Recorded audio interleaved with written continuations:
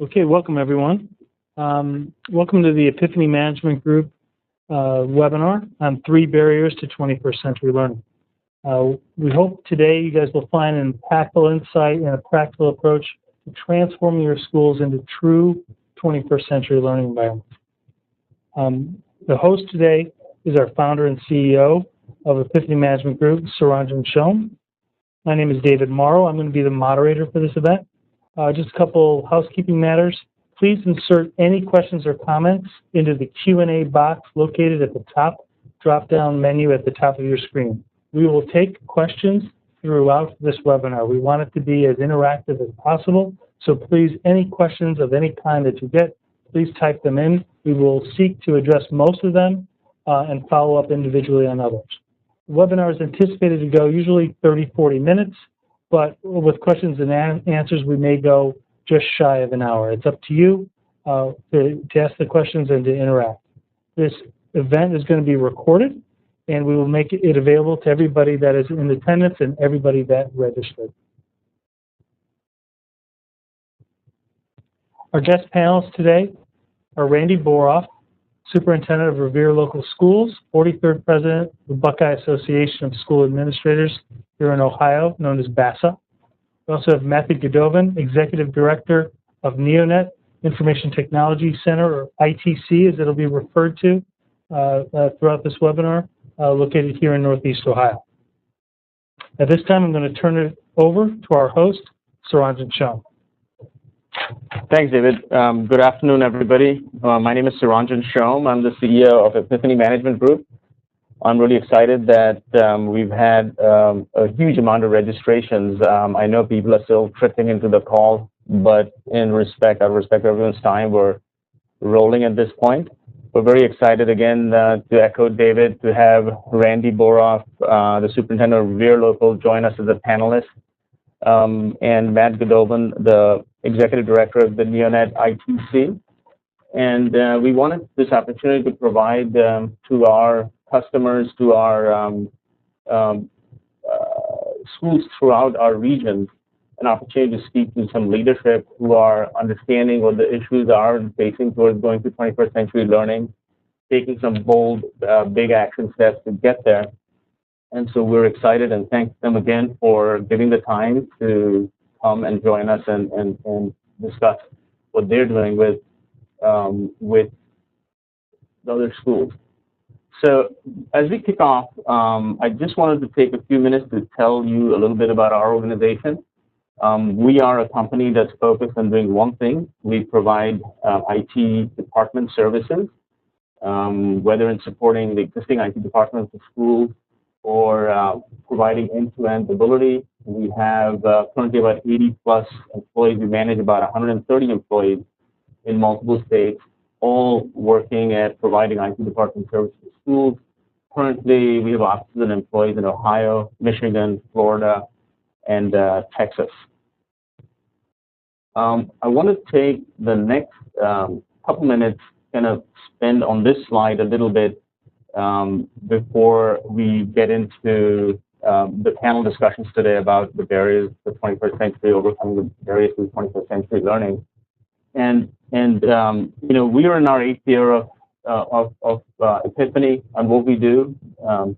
And when we got into the business, we realized that K-12 is a unique market.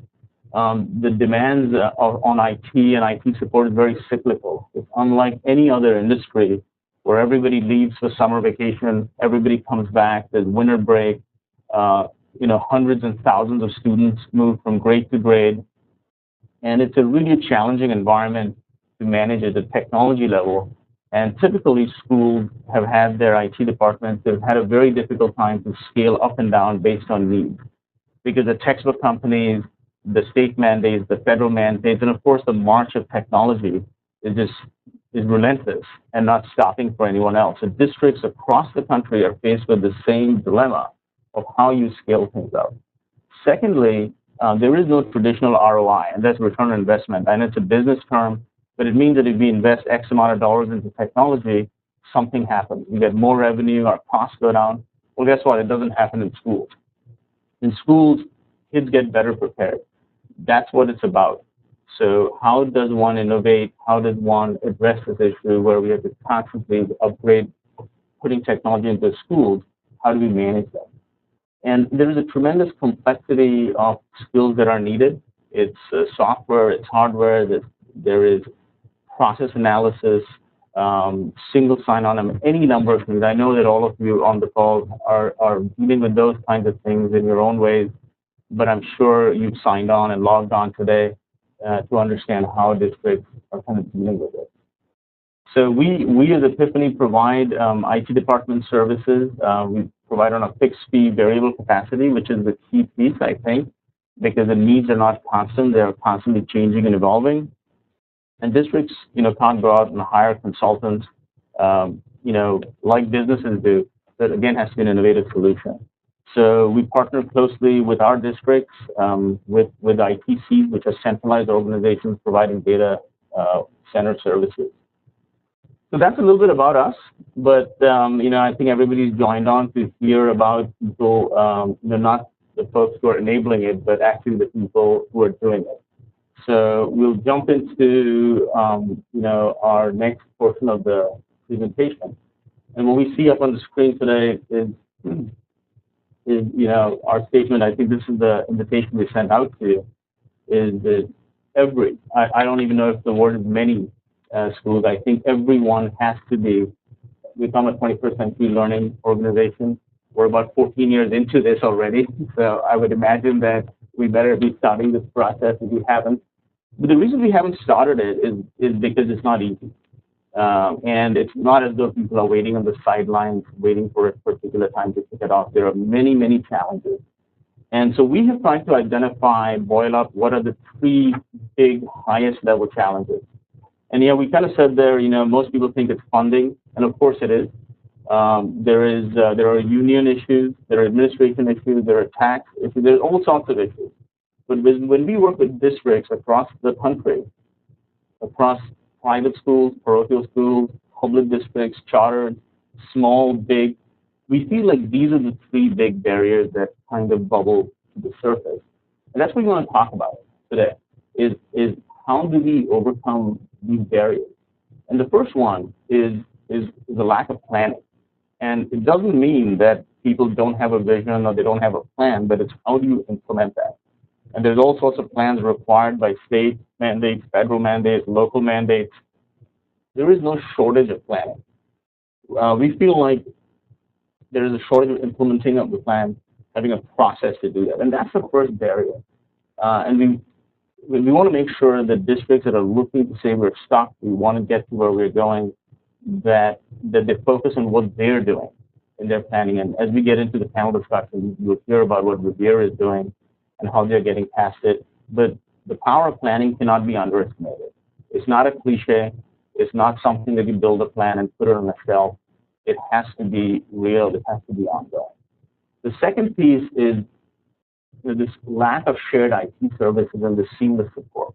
And that's because before we get to the third and the most important barrier, we're always worried about, the firmware on the Chromebooks isn't up, the wireless doesn't work, the infrastructure doesn't work, those types of issues.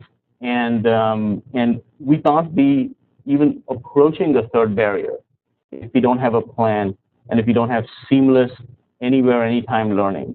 Bring your own device. How does that work? Security threats, spam. If we cannot solve all of those issues, to get to even tackling the third barrier is a challenge. And so those are the three barriers as we kind of see it. And we're going to, move on to our case study and panel discussion today about, and it's with Revere Local Schools, talking a little bit about Revere and really how they have kind of addressed these issues. Revere is a district in Northeast Ohio. They have about 2,500 students, and their demographics, they're a suburban district in the Akron area, and really one assumes, makes these assumptions because they're a suburban district, there's plenty of funding, we can do whatever we want, but we find the challenges are the same. Whether you're an inner city district, a charter school, a suburban district, the challenges are the same. And so this is a district that has great leadership, has great vision, and really wanted to get a lot of these different things done. And so this case study kind of talks about how they get into solving what they are seeing as these three barriers as well. So I'm going to turn this over to Randy Boroff, who is the superintendent at Revere, and he's going to talk a little bit about before RNet or RevereNet. And just to kind of explain a little briefly, to get to common language, RNet is not a login or anything specific like that. But Randy, to rally his troops, his stakeholders around a vision, decided and to create a brand and a common language around RNet. So RNet is a lot of different things, and I'll turn over to Randy Boroff to talk about where they were before they embarked on this journey and what are some of, and I'll turn over to him on this side.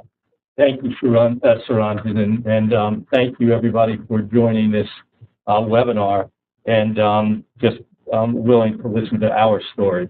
We at Revere were probably in the same situation as many school districts where we were fighting with the implementation of technology on a regular basis.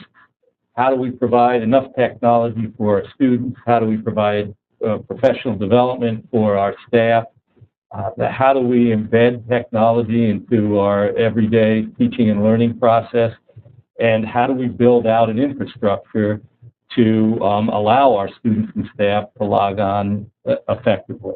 We have a great relationship with our ITC called NeoNet, and they provided many services for us. And I would say they were the usual services that most school districts receive from outside sources, and that's our wireless access, fiscal software, access to gradebooks and student information systems. And we felt that that relationship could be expanded so that we could share some costs and do some unique things within our district to allow our students and staff to have access to more services. So we created a vision for our district, and we called it R.net. R standing for Revere, and the net is the connection to the outside world. And we've taken that vision and now developed plans to expand that and give access to our students. One of the things that I truly believe, and I heard it said at a conference once, and I think it's something that we all fight in the K-12 school environment, is that our kids are connected 24/7, except the 6 hours that they come to school. And in our minds and in Revere, what we wanted to do was to be able to expand that access for our students and staff to increase our teaching and learning opportunities, not only in the classroom, but outside of the classroom.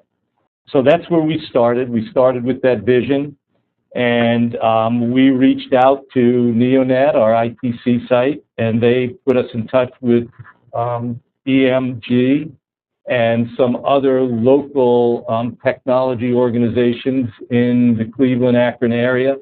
And we have developed a plan now that we can follow. We know that it's going to be a slow process, but it is a process, and we continue to make progress towards that ultimate goal. Thanks, Randy. And I have a question. I mean, from a strategic plan perspective, I've known you for some time. You've talked about having built this plan. How many years, I mean, an RNet as it kind of comes together? I mean, has it been a few years since you guys outlined this vision? We started this process about 4 years ago, and that it's just an ongoing process. As Suranjan said, dealing with funding issues, how to implement that, and getting everybody on board for a common vision. Okay, thank you. So I think just to kind of recap, I mean, obviously the plan was in place, but we're kind of missing some implementation steps. And like I think most districts are today, they were all on-premise, requiring upgrades and funded by them alone. There was no shared services concept. The tech staff or the break-fix tech staff, they were just fighting fires every day, not that much professional development, and having an ITC or a shared resource, but really utilizing only some of their uh, uh, capabilities. So this was kind of ARNet before, as Randy and his team had the vision. And as they kind of started going through it, they started to run into these barriers that we kind of talked about a little bit. And the first barrier was implementing the technology planning process. And we really talk about it being a process because there's a lot of effort in putting up plans, whether they're strategic plans, they're technology plans. They're built all the time, they're developed, and they're sent into the different agencies that need them. But it's really about having a process. So the next few slides, we're going to show you a little bit about how that's broken down into a process. And I'll talk for a couple seconds about this slide here, and then I'll turn back over to Randy to talk about the specifics of the mission. But the planning process kind of starts out by this term BHAG, which is Jim Collins' Good to Great book that stands for Big, Hairy, Audacious Goal. And the whole idea behind that is, I think people set easy and attainable goals and they achieve them. Unless you truly set the big, hairy, audacious goal down the road, you're not going to get there. And so you can see that Randy and his team really started to think about what would Revere look like 5 to 8 years out, and that's the foundational piece. And Randy, if you can kind of talk us through a little bit about what you have in terms of the mission and then the BHAG particularly, which really is what drives everything else. We knew that we had to be creative in how we were going to implement this technology plan. And if you look at halfway down the slide under the big, hairy, audacious goal, we came together as an administrative team, and we decided that ultimately we wanted to restructure a teaching and learning environment to support educational opportunities 24/7, 365 days, utilized by 100% of students and staff by 2018. We felt that we can do better than just offer an educational experience in the classroom and in the school building. So that is our big, hairy, audacious goal. We felt with that goal, we could expand educational opportunities to online coursework, submitting work electronically, creating blogs and communication opportunities between teachers and students, and taking education outside of the classroom. So that was our ultimate goal. We also had a perfect storm in our district in that our file servers were failing. Our very competent director of technology was leaving that position. And we had this wonderful access to an ITC site that we felt was being underused. And that was the impetus to begin to talk about how can we do technology different in our school district, and at the same time, get out of the technology business and focus on the idea that we were going to not teach technology, but teach with technology. And I think I hear Randy say that all the time, get out of the technology business, because really you're in the business of education. And not everybody gets that. And I think it's great to hear that. And I'll point out that on top, we have the mission where Revere maximizes the collective resources of our community to inspire and prepare all students academically, emotionally, physically, socially, to achieve their individual potential. It's holistic.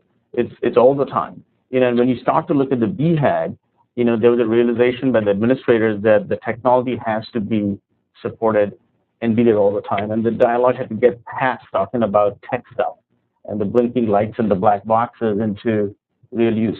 So we kind of take this big, hairy, audacious goal because it clearly sets the vision from the top on where the district needs to be. And you'll see that we kind of, the planning process then say, by 2018, if you need to be there in 3 years out, we start to break it down into these buckets: instructional strategy, end user computing, district infrastructure, and professional development. Those are the key components throughout the process you'll see that the district has to address.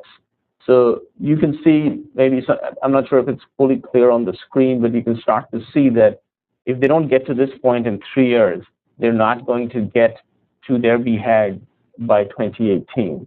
And so when we move to the next slide, where we break this down further into 1 year, you'll start to see that the initiative that has to be finished, again, in those same buckets within the year. So hopefully you're starting to get a sense of it's not coming up with new stuff and focus on new things, but it's about staying focused on these buckets. And the interesting thing you'll see, the district infrastructure is kind of blank. And the reason for it is the shift that has been made to the ITC cloud has enabled us to get there.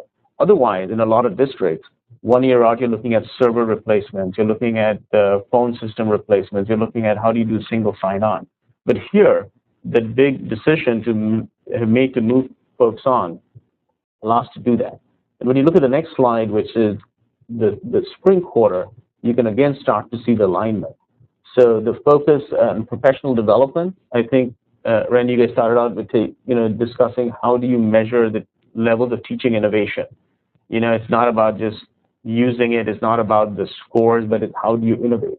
So I think you guys are quantitatively kind of starting to measure all teachers where they are. Again, the infrastructure, it's a nice big checkbox to have where you made the progress of the hard work you guys have done between the ITC and you guys in the last year to get to a point where you can focus on now the bring your own device and the instructional strategies. So hopefully that's given you guys a sense of, the first barrier. It's about having a plan. And I think, lots of people have a plan, they have a vision, but, Randy, you've taken the step to do something about it. And, that's the tough part. But the planning process is the first barrier which we have identified and you guys are working on. Matt Gnogan has... I'll just add a couple of things. First of all, thank you for joining us. You're probably not familiar, you may be familiar with ITCs, but Neonet supports over 85 educational entities and represents over 120,000 students. We're organized as a non-for-profit council of governments, and we're owned by the member superintendents. We do provide software and technical support to those entities, and I was lucky enough to meet Randy Boroff, who was a member of our assembly. And before I met Randy, we were providing, like he mentioned, basic business application software. We provided their payroll, their accounting, their student information, their gradebook, special education software, library automation software. This was all done centrally. So we had the servers stored here at the local data center, and Neonet provided first level help desk support on those applications. A big piece to this change was Neonet was also their internet service provider. And we currently have a 1 gig transport circuit between Neonet and Revere. So we no longer had the obstacle of connectivity and bandwidth. So the challenge was now, how do we utilize the resources available to us? We have this gig connection, we have a centralized data center, and we have a technical support staff that's ready to help school districts reduce costs, but most importantly, improve student education.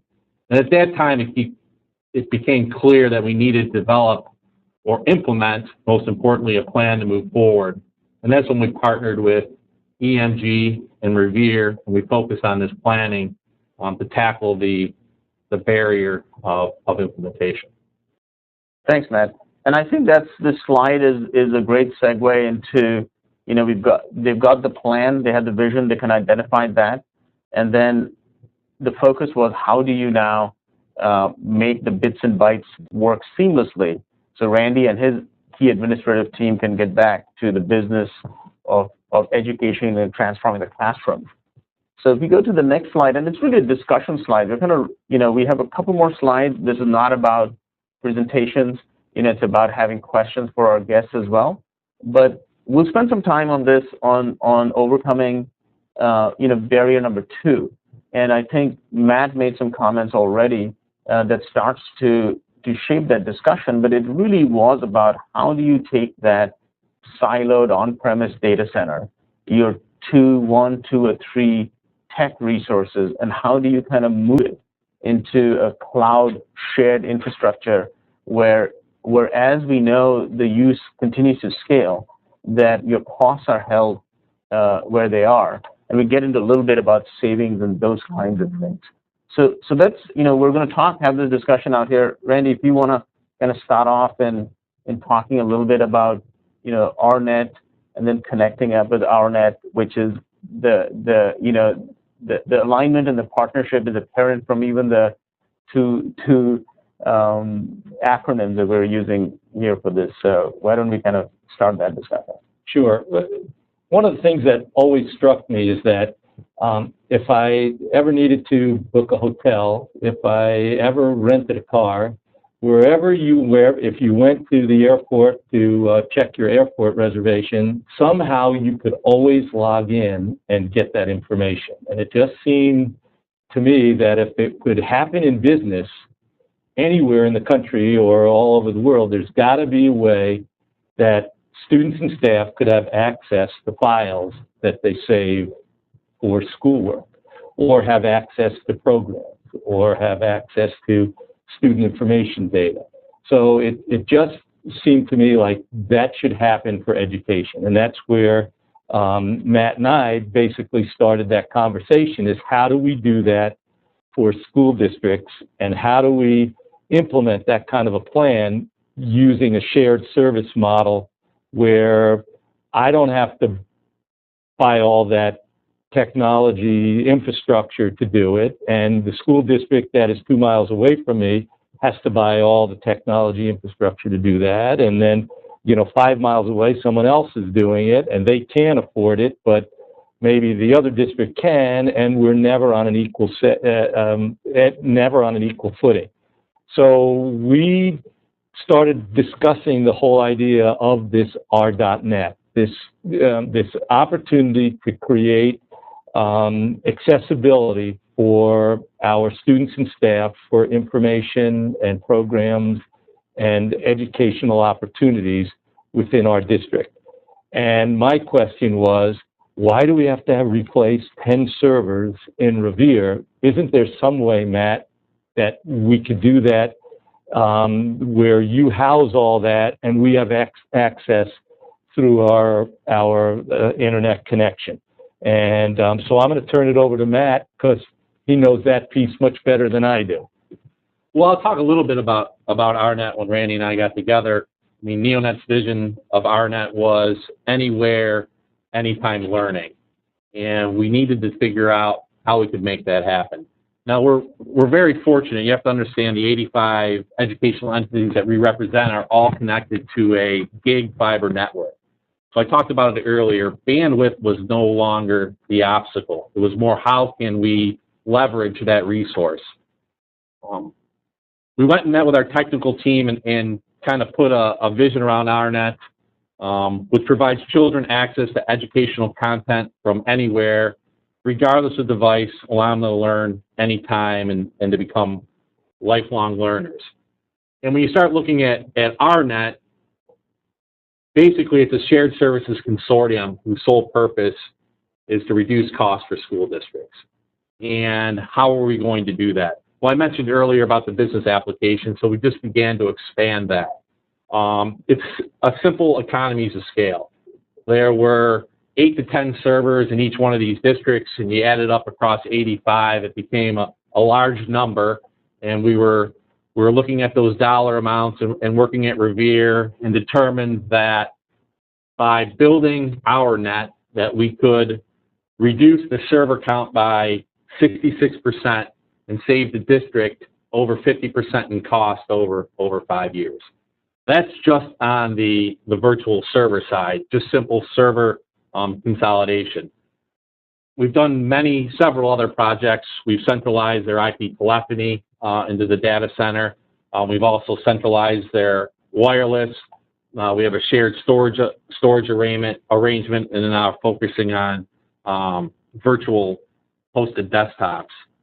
I mentioned economies of scale, and just to be clear on the wireless side, it seems simple to me, but imagine each school district wanting wireless access and each district going out and buying a controller that controls the wireless access. So now we have 85 controllers, single points of failure. Certain controllers may support 1,000 endpoints, others may support 100 endpoints.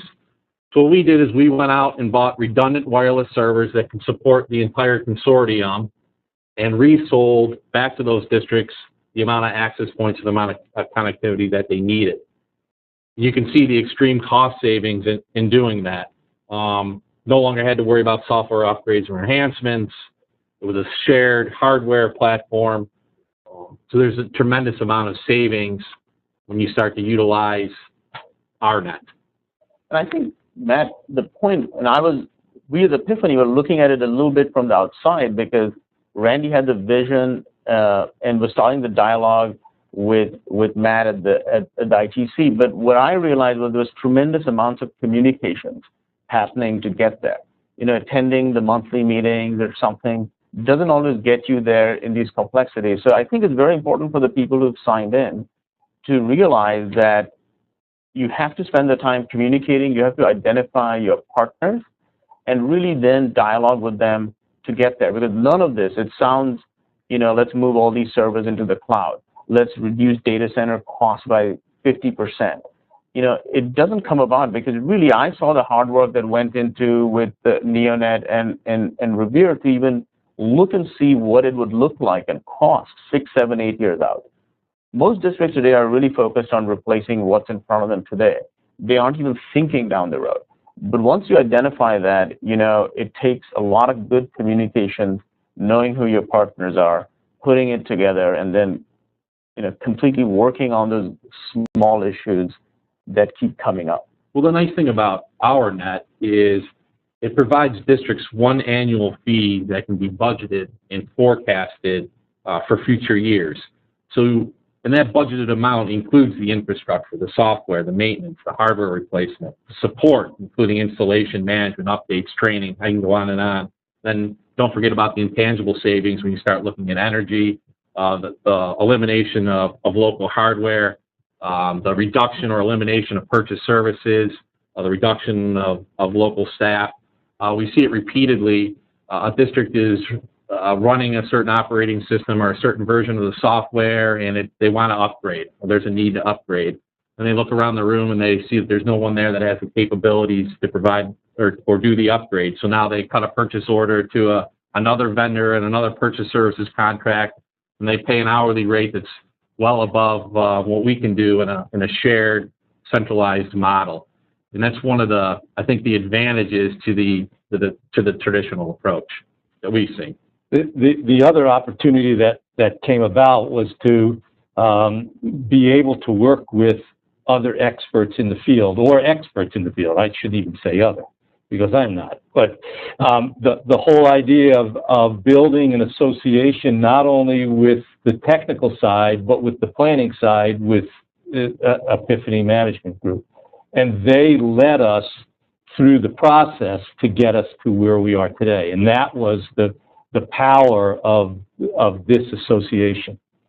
And I want to make a comment because, Randy kind of paints the vision of when he wants to buy an airline ticket and how seamless it is.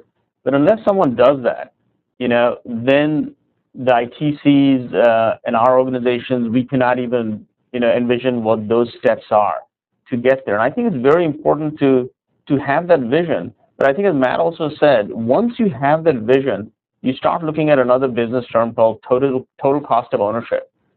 I promise you, most districts and schools, when they look to buy a server and a switch, they don't think of some of the things Matt just talked about: heating, software upgrades, data. But there is a cost to it, and it shows up at some point.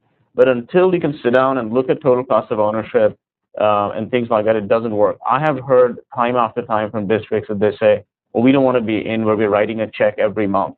Well, you're going to write that check, no question about it.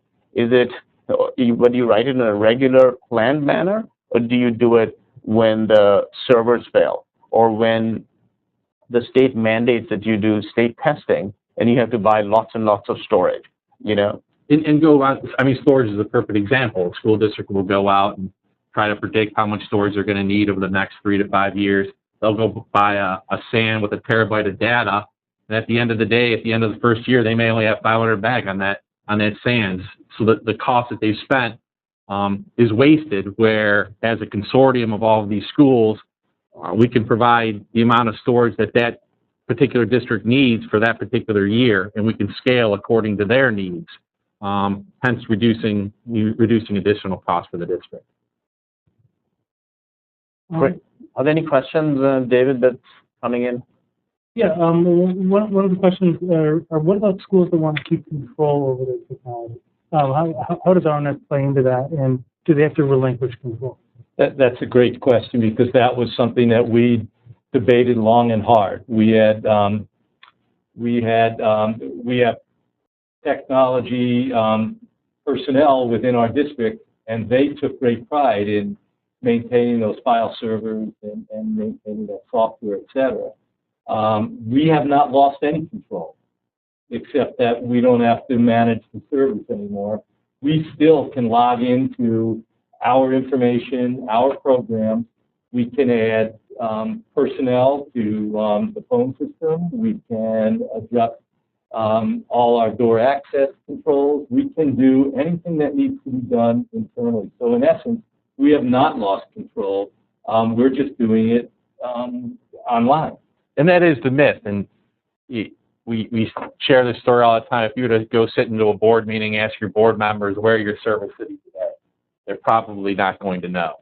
So what is the difference if a server is sitting in a data center at your local school district, or sitting in a data center that's secure, sitting on a gig network that's going to reduce your costs?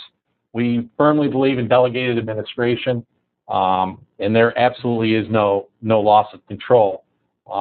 We make the argument that we can not only save you money, but provide a more efficient infrastructure to allow you to accomplish what you planned out, mainly your BHAG.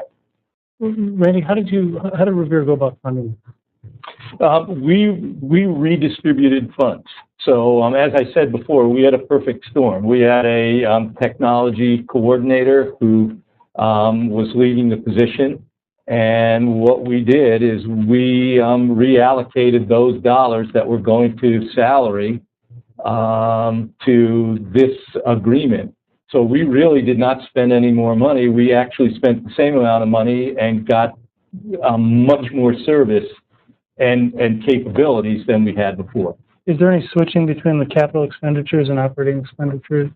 Not at this point. Only for, we purchased new switches. We implemented or put together an entire wireless network. So some of those costs came from permanent improvement, but basically the contracts that we have are general fund expenses that we would have had before. Okay, and we're getting some good questions coming out. I just want to remind everyone to please submit your questions and comments in the Q&A box that's located in the top drop-down menu at the top of your screen.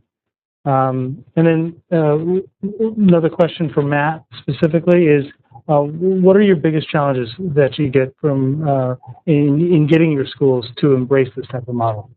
Well, you already asked the first one. There's this perceived notion of loss of control and trust. Mm-hmm. Now, again, we're fortunate. We are owned by the member schools, so Randy Boroff is a member of the organization and controls the destiny of the organization. So that helps with the trust factor when you have a skin in the game, I guess.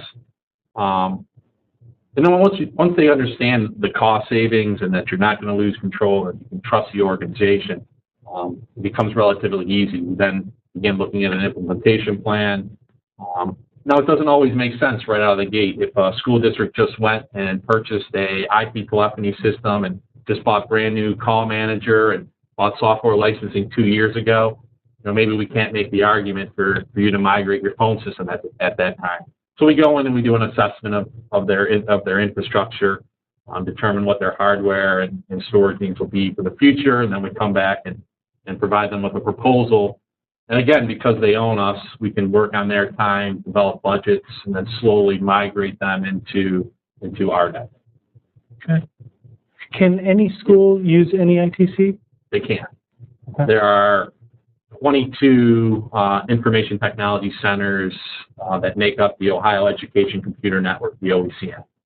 And I think that's a good, because we have people who've signed up from Michigan, from Texas, from other states that have centralized organizations of their own.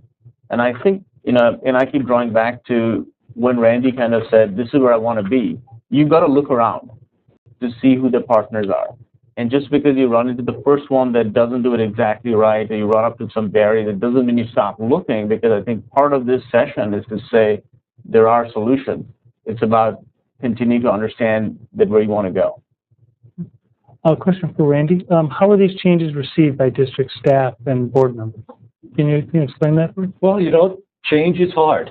So it's actually the switch over to the virtual servers has been painless, has been seamless, and most people don't even know. Again, as Matt said, nobody really knows where the servers are. So that hasn't been an issue. The board is pleased because, in essence, we're showing a cost savings over time. And as long as we remain efficient with our technology opportunities, then we have not experienced much, negative feedback at all. And I think, we're in all of these districts, and everywhere we come in, somebody has to make a change, right? But I mean, the old adage, right, to make change, you have to really make change.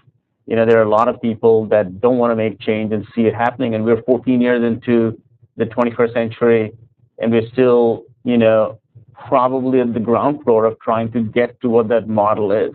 And it's not easy, but you have to make some change. You have to have the right partners with you. And I think, everybody hears cloud computing. There is no way forward without that. You cannot scale without taking advantage of cloud computing. On-premise technology and computing is very, very difficult to sustain, and I would say literally impossible to scale if you have leadership that has declared where they want to go, and that's the reality. So now circling back to the framework that we're working in of the three barriers, now that Revere is addressing the first two barriers that we've gone over, how are they going to take next steps to address the third barrier?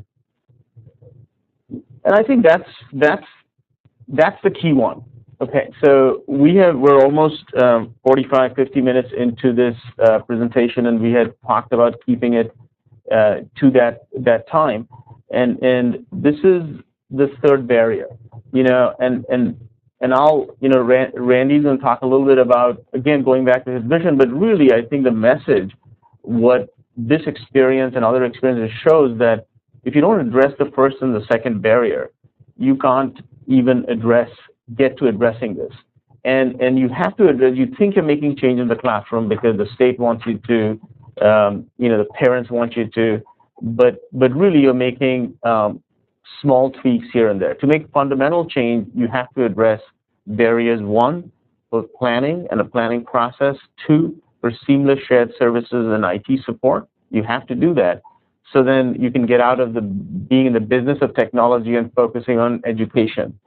So we'll spend the last few minutes on, Randy, you kind of have all of the things that you want to make change in the classroom. Let's talk about that a little bit. Sure. And, nothing is worse than saying you're going to make change in the classroom and have the technology not work, or it's not fast enough, or it crashes. So by taking care of that infrastructure first, we've now given the opportunity to our students and staff to not have to worry about that. And that's been a big plus. Now is the hardest part of the whole process, and that is changing the culture in the school and creating that environment where it's acceptable to bring a mobile device to school, to utilize it, whether a student is in classroom or in the cafeteria or in what we call the information resource centers, which were known as libraries at one time. We want to give those opportunities to our students. So changing that culture to accept mobile devices is now something that we're focusing on. Along with that is to create that whole anywhere, anytime educational environment, allowing students to do some online learning, not necessarily substituting of what's happening in the classroom, but enhancing what's happening in the classroom and supplementing what's happening in the classroom. So we're looking to do that, as well as allow our students to be engaged learners, and not just students that sit in the classroom and listen to a teacher, but also to be engaged in that learning process. So we expect at some time that we are going to see online or textbooks go away, and online access to those textbooks.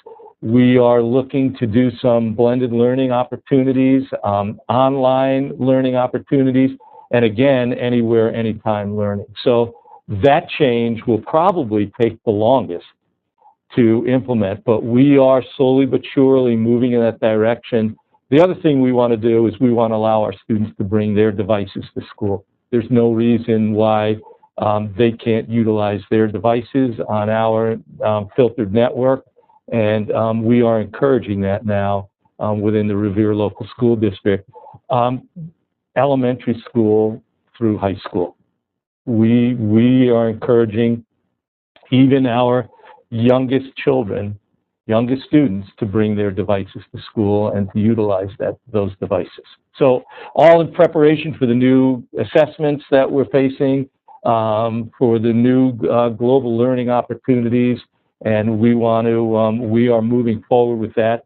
The other issue that we're addressing that sometimes get lost in the conversation is continuous, regular professional development for our staff. If we don't have our staff ready to utilize that technology in the classroom, then only the kids are going to use it, and we're going to still be telling them to put their stuff away. So that PD is a real important piece of this plan and this process.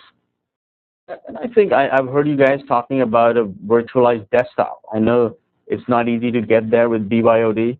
I know that Neonet, Revere, our team has been having these discussions, but that's the piece of saying how much of it can you get to? Setting it out, do you get here this year, or next year, or 3 years from now? That's all the variable is. Getting there, it's a must. You have to do it. And I think that is it. And I think, Randy, as you said, this is the most challenging piece. There's nothing easy about any of the items that are up there on the screen today. None of it, because it's a mind share difference, it's a reality difference, it's a device making a change, and none of this is easy. But at least I think in this partnership with Revere, what Neonet has supported you guys, the role that we have played more recently, I think it gets to the point where the dialogue is not about, we told you it's not going to work. Randy, you got your vision, but we told you these iPads won't work, or whatever it is. Well, it's not about if, it's about when it's going to happen. With proper planning and implementation, with the proper infrastructure, these third barriers become reality. And Suranjan mentioned the virtual desktop. The idea is a single sign-on for a student, regardless of where they are, if they have internet access, that they can collaborate with other students, collaborate with teachers, share documents. Again, regardless of device, regardless of where they are, that they become 24/7 lifelong learners. And I truly believe this partnership that we will achieve the BHAG and we will achieve our goals and objectives. And I think in this panel discussion, I wanted to, why I felt these were some great panelists to have, because I'm sure you've been to conferences, I'm sure you've been to meetings, and you've heard all of this. But when you leave the room and go back to the districts, that's when it gets overwhelming. That's why we've tried to boil it up to, these key high barriers. Every one of them has to be addressed. The challenges facing you are facing everyone else. You don't have any different funding issues than others. If there are districts with more money, they have higher expectations. If districts have less money, they have higher expectations. So the gaps are there. I think once you document it, put it down, find the right partners, have leadership where you're not going to accept not getting there, those are the intangibles that really make the 21st century learning in the classroom happen, because it is ultimately about the students. So we were really excited that we could get you guys to share the story, because we hear these questions, and our point is, well, let's have you talk to people who've done it. So I think that's the extent of the discussion. We have any Q&A, any more questions coming in, David? Wonderful, Randy. What led you to make such a significant change? Was there a tipping point or a realization that you reached?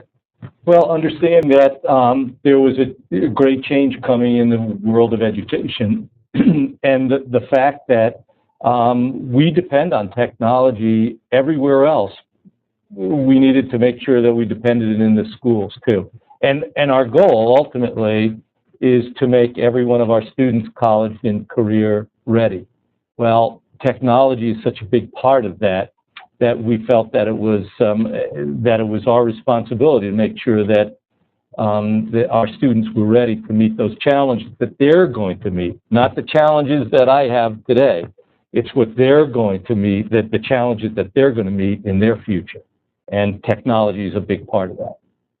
Excellent.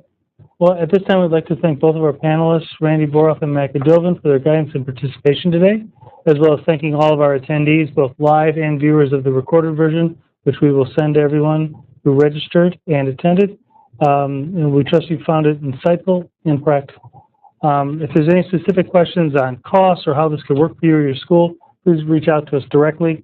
And any questions or comments that have been posted, we have, and we will address them all individually one-on-one. This is going to conclude the presentation, and thank you all for your participation. Thanks, guys. Thank you. Appreciate it.